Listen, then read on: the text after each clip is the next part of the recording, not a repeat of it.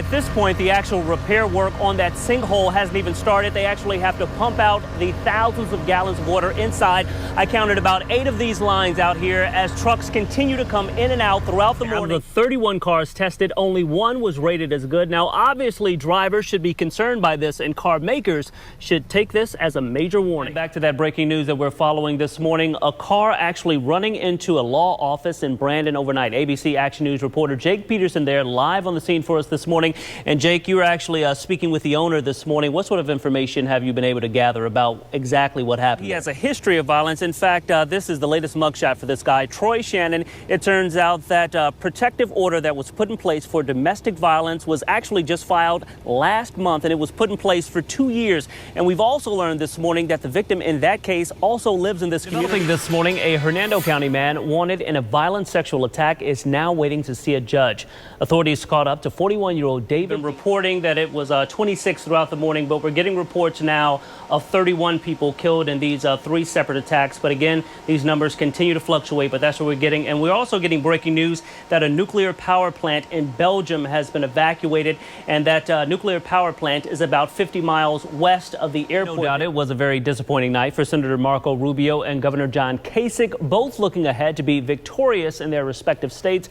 Rubio is the favorite to win today's GOP primary in Puerto Rico, and the Democrats will caucus in May. Thankfully, those deputies are okay. The 4 deputies responded here to this apartment complex around 11 last night when they received reports of a man standing in the parking lot here screaming, waving. Eyes all across the country will be focused on the Bay Area on Monday. Opening statements will begin in the Hulk Hogan versus Gawker trial. Well, Dan, we just got here literally 2 minutes ago here with Cecilia Peretta with the sheriff's office to kind of get the rundown of what's happening here. Kind of explain, you guys found a suspicious package on the plaza area. Also this morning, an attempt to keep Senators Marco Rubio and Ted Cruz off of Florida's ballot failed in Broward County. The sheriff tells us over the last year he's seen more and more cases of crimes involving teens from the community. In fact, he says a large number of those are from the South St. Pete area. Yes, and just like everything, it's a scam. This is actually the latest and the greatest computer scam, and unfortunately, no one is immune. Last check, that officer was doing well this morning, recovering in the hospital. In fact, the mayor released a statement just yesterday stating that the officer was able to spend Easter Sunday with his family, no doubt thankful to be alive.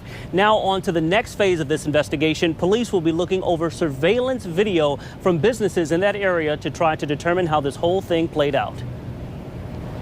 A wild scene playing out along 30th Street, an apparent altercation between 51-year-old Edward King and 46-year-old Patrick McManaman turning into an all-out shootout. It was scary because, being caught right in the middle of that, I run the risk of getting shot myself. Everything playing out in broad daylight Saturday afternoon. Witnesses say the two began firing shots at each other here at the Sunoco gas station.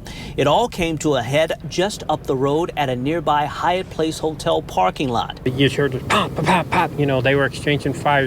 One with, they were exchanging fire with the police officer. Officers found King shot when they arrived. He died on the scene. Investigators say the other suspect, Patrick McManaman, fired a shot that hit Officer Jose Rodriguez. Another officer returned fire, and McManaman was hit. He later died at the hospital.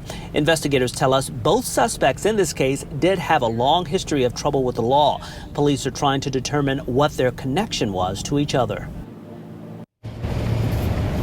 And we also learned this morning that Officer Rodriguez was a 13-year veteran of the department. And again, he is recovering at the hospital this morning. Got information that the police chief was actually at the hospital this morning speaking with that officer. And we hope to get an update from the department a bit later on this morning. For now, reporting live in downtown Tampa, Rodney Dunigan, ABC Action News. Both of these candidates are hoping to have a major impact here in the state of Florida. Now, Hillary Clinton's Get Out the Vote rally gets kicked off at 11:30 this morning. As you can see right behind me, the line of folks actually stretches down the street. Many of these supporters that I spoke with this morning actually started gathering here at 6 a.m. this morning. And just a few hours from now, Bernie Sanders will gather his supporters for a rally at the state fairgrounds. That event starts at 4 o'clock this afternoon. Now, the outcome right here in the state of Florida could make or break one of these campaigns. I believe in Hillary. I believe in everything she stands for. And she cares about the people. Folks were up bright and early this morning. A host of Hillary Clinton supporters set to pack the Ritz in Ybor City. Mainly, I love the education policy, the education through the new college compact, which she plans to hopefully sign and legislate when she's in office. 246 delegates are up for grabs here in the Sunshine State. Both Clinton and rival Bernie Sanders spending the days leading up to the big vote, stumping across Florida. Today, Tampa's the hot spot. Clinton gathering her supporters for a Get Out the Vote rally at the Ritz.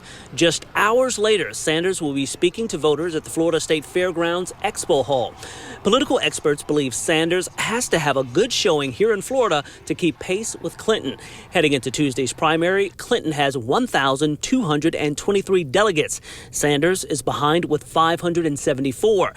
These updated numbers include superdelegates. Democrats need 2,383 delegates to win the nomination. Voters we spoke with this morning hope that whoever comes out on top, it's the right person to lead the country going further. I think we need a leader. We have a good leader now, I believe. I think we need someone that's going to continue on with that progression. And obviously, a lot of the folks here hope that Hillary Clinton is that person. The doors open here in about 30 minutes, 10 a.m. Folks will begin to walk in here. Again, this event kicks off at 11:30 this morning. We will have a crew inside, as well as the Bernie Sanders event at 4 o'clock this afternoon. Of course, we will continue to follow both of these stories throughout the day. If you want to keep up with it, simply head on over to our website, abcactionnews.com, or our ABC Action News mobile app. Reporting live this morning in Ybor City, Rodney Dunigan, ABC Action News. In fact, that's the reason why some parents are pretty concerned about the testing process this year. Now, the State Department of Education says they have put a number of measures in place to ensure that those problems don't happen this year. However, parents we spoke with aren't so sure. A host of issues plagued last year's FSA testing. Many districts, including Pasco, Hillsborough, Pinellas, and others, forced to suspend the process due to continued issues. Really, we have a testing system that is supposed to be accountable, but it's really not accountable to anyone. It lacks credibility. Frank Levatier, one of a number of parents choosing to refuse to let their kids participate, opting out of the testing process, protesting the academic weight placed on the FSA, along with considering further technical problems. We have to change the system the way it works right now. It's not in the best interest of children. The Department of Education says the FSA testing company has upgraded their defenses against cyber attacks. Last year's test not only hit with those tech issues, but an overloaded system as well. Plenty of students either locked out or kicked out of the system mid-test. Pasco County Superintendent Kurt Browning outspoken about past problems. However, he tells us changes have been put in place heading into the start of this year's testing process. Software systems put in place that will detect, prevent, eliminate those attacks from happening. We've also increased the amount of technology in our schools. For Levatier, it's simply not enough. My children are not getting the education that we're paying for. We are taxpayers. We pay our real estate taxes, and those taxes are used to fund public schools, and they're not listening to us. And the State Department of Education is also sending a message out to students this morning. If they notice any sort of problems as they take those tests, they should report that immediately. Administrators say that's the best way to tackle an issue right away. Of course, we will be monitoring the situation today and throughout the rest of the week and bring you any information about any possible problems as we get them. For now, reporting live this morning, Rodney Dunigan, ABC Action News.